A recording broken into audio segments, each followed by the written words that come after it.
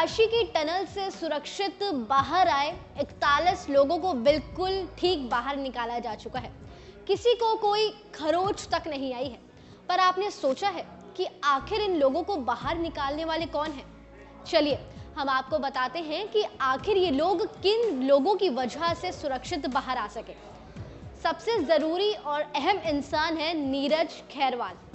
IAS अधिकारी नीरज खैरवाल को सिलकयारा सुरंग ढहने की घटना का नोडल अधिकारी नियुक्त किया गया था। वो पिछले 10 दिनों से बचाव कार्य की देखरेख और कमान संभाल रहे थे। खैरवाल घंटे घंटे पर रेस्क्यू स्थल के सीएमओ और पीएमओ को अपडेट दे रहे थे। वो उत्तराखंड सरकार में सचिव भी हैं, जिन्होंने इस हादसे को ठीक करने के लिए अहम भूमिका निभाई है। दूसरे सबसे जरूरी व्यक्ति हैं क्रिस कूपर। सही सुना, क्रिस कूपर इंडियन नहीं है। दशकों से ये एक माइक्रो टनलिंग विशेषज्ञ के तौर पर काम कर रहे हैं। इन्हें खास तौर पर इस रेस्क्यू ऑपरेशन के लिए बुलाया गया।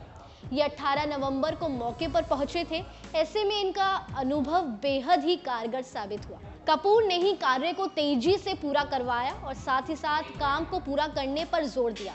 वो ऋषिकेश कर्णप्रयाग रेल परियोजना के अंतर्राष्ट्रीय सलाहकार भी हैं। आपको बता दें, बहुत मशहूर हैं टनल के मामले में। ऐसे ही अगले व्यक्ति का नाम सामने आ रहा है, वो है सैयद अता हसनैन। जी हाँ, बेहद जरूरी लोगों में से एक है ये भी। भारतीय सेना के रिटायर्ड लेफ्टिनेंट जनरल और एनडीआरएफ टीम के सदस्य सैयद अता हसनैन उत्तराखंड सुरंग दुर्घटना में राष्ट्रीय आपदा प्रबंधन प्राधिकरण की भूमिका की देखरेख कर रहे हैं। लेफ्टिनेंट जनरल हसनैन पूर्व में श्रीनगर में तैनात भारतीय सेना के जीओसी 15 कोर के सदस्य थे। इस रेस्क्यू अभियान में इनकी भूमिका बेहद महत्वपूर्ण रही। ये तो बात रही लोगों की। अब बात कर लेते हैं कुछ टीम के बारे में। ये तो कुछ सिंगल लोग थे जिन्होंने इस कार्य को हैंडल किया, लेकिन इस कार्य में सबसे अहम भूमिका जो रही वो थी टीम की।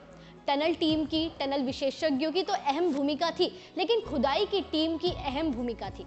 रेड होल खनन विशेषज्ञों की टीम सुरंग में फंसे 41 मजदूरों को बचाने के लिए रविवार यानी कि 26 नवंबर को साइट पर रेड होल माइनर्स से ऑपरेशन शुरू कर चुकी थी। इन रेड माइनर्स को प्राइवेट कंपनी ट्रेंचलेस इंजीनियरिंग सर्विसेज की ओर से बुलाया गया। ये दिल्ली समेत कई राज्यों में वाटर पाइपलाइन बिछाने के समय अपनी टनलिंग की क्षमता का प्रदर्शन कर चुके थे। उत्तरकाशी में इनके काम करने का तरीका रेड होल माइनिंग से काफी अलग था। इस काम के लिए केवल वही लोग बुलाए गए थे जो टनलिंग में माहिर थे। आपको बता दें, सरकार ने बहुत ही सोच समझ के लोगों को काम पर बुलाया था जो काम कर सकते हैं और टनलिंग में माहिर है। सबसे जरूरी बात यह है कि रेड माइनर्स की टीम ड्रिल मशीनों के साथ पहुंचती है। इन्हीं की मदद से मलबे की खुदाई का रास्ता भी बनाया जाता है। 2 रेड माइनर्स पाइपलाइन में जाते हैं, यानी 2 इंसान पाइपलाइन में जाते हैं। एक आगे का रास्ता बनाता है तो दूसरा मलबे को ट्रॉली में भरता रहता है।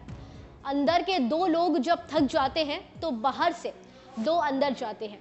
उत्तरकाशी टनल रेस्क्यू में रेड माइनर्स की दिलेरी ने उम्मीदवारों को पंख दिए।